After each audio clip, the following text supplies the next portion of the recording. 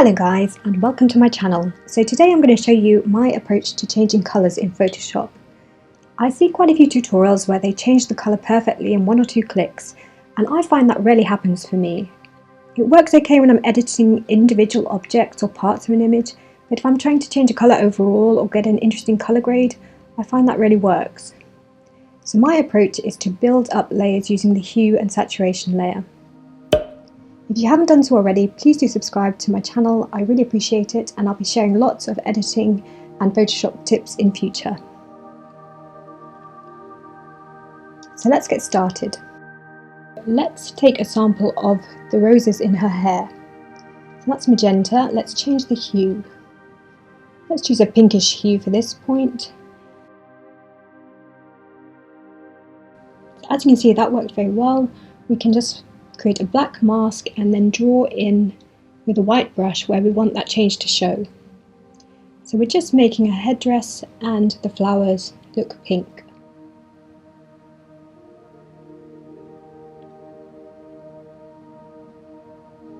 I would always advise you not only to play with the hue, but also to play with the saturation and lightness, because that can give you really unique colours in your photos and create a much better effect.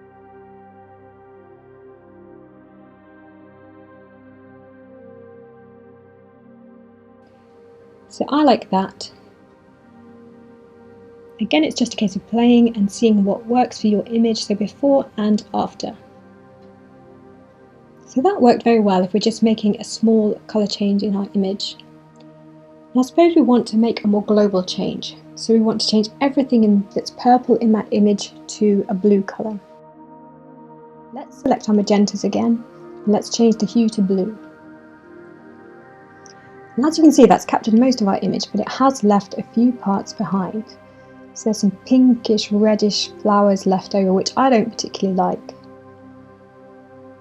So how do we deal with that? Let's take the magentas again. If we colorize, that doesn't work because then that changes the whole image. We can play around down here and try to adjust what colours are captured in our change. This has never particularly worked very well for me. I always find, when I'm trying to bring in the colour of the flowers, it's starting to distort her skin, and that's creating more problems for me, so I tend not to use this method. I prefer to build up my hue and saturation layers. So to start with, let's choose the magentas. Let's adjust the hue. And that's captured most of the image, so that's a good result to start with.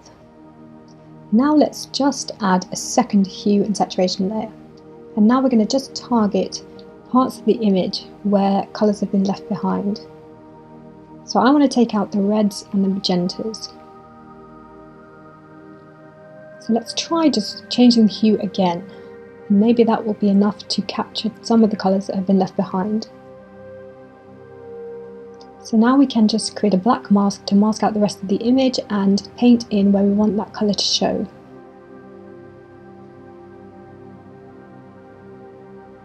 So as you can see, that is capturing some of the colours that got left behind last time. So we are getting a better result. It's not perfect though. So now let's attack the reds, and let's clip that to the layer below so that the same mask is applying, so we don't have to redraw in the mask. Let's now change the hue of the reds, and let's draw that in and see if that makes a good effect. If that doesn't work, then try saturation. Try taking the colour out completely. We don't need red and we don't need magenta in that background because our background is blue. So if changing the hue doesn't work, try to just take the colour out completely. So there we go, that's really made an effect now. That's taken all of the magenta and the red out of our background, and it's brought the bits that were left behind into the same colour family as the rest of our image. So now by adding a couple of layers, we have now completely changed the colour of our background, and it's all consistent and in one colour family. Now what we can do is we can take a sample of this colour and we can play further. This should now be easy because we've now brought all of those colours into one colour family of sort of blues and cyans. So if we change the blue colour, then you can see we immediately change all of the background into greens or cyans, and that works much better. Now I can see some red or pinks in the flowers which are bothering me because the whole of the image now is sort of blue, green and yellow, and I don't want that red, pink colour in the flowers. So to start with, let's try to change the hue of the reds and see if that works. And we don't want to affect the model's skin, so let's create a black mask and just paint with white over the flowers.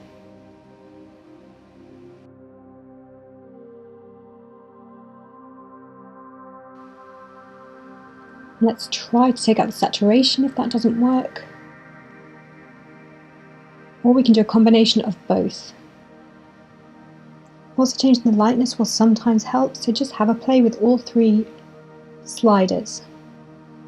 If that still doesn't get you the effect you want, another way to change colours is to use the colour blending mode.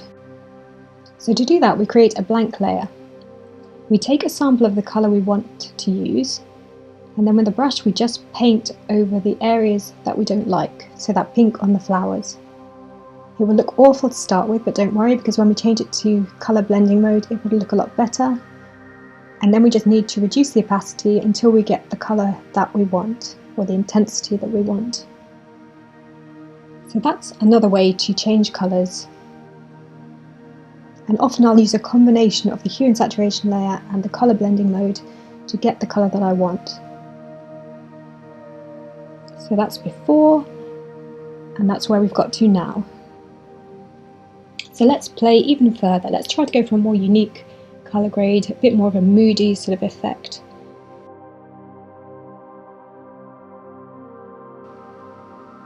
So let's take now that cyan colour and let's go greenish, or we can do anything really now. Let's play with the saturation, let's bring the saturation down, let's play with the lightness.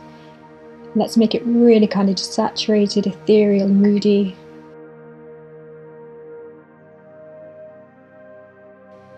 I like that blue. So just play. So we've gone to from that quite bright cyan to that much more moody to saturated blue, and I like that. I think it's a more sophisticated look. And as you can see now we've got the colours in sort of one colour family. They change a lot easier. We're not having to do multiple layers.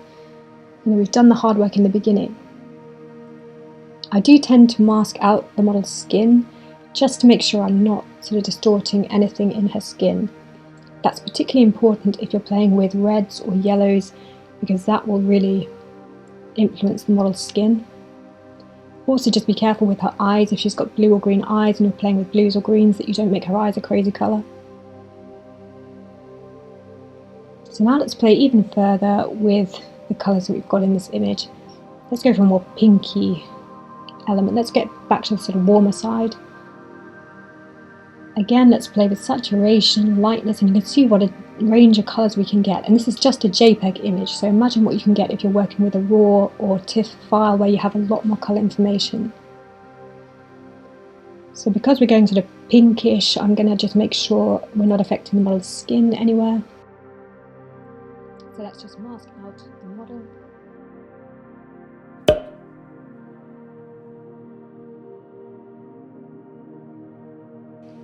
So before and after. So let's go for a bit more saturation, a warmer colour. You know, we can even go yellows, we can just do whatever we want. We can also play with the opacity of the layers. So now, as you can see, we've changed the background to pink, but her dress is still blue. So we want to change the colour of the dress. First of all, I'd try the hue, but her dress is quite greyish, so that's not really picking up the colour of her dress now. So let's use the colour blending mode as we did before. So let's take a sample of the colour from the flowers and let's paint that over her dress. I'm not doing this very carefully for the sake of this tutorial, so Please spend more time on this. Play with the opacity of your colour to get it roughly right. Then using a black brush, mask out areas where you don't want the change to happen, so bring her gold embellishments back. Please do this a lot more carefully, I'm just doing it very quickly for the sake of this tutorial. Then you can play with the opacity of your colour and get it to where you want. You can also then add another hue and saturation layer and just play with the saturation and the hue just to make final amendments to that tone and make sure it works with your image and matches the background. If I wasn't doing this for a tutorial, I'd spend a little bit more time on this and really get the colour right.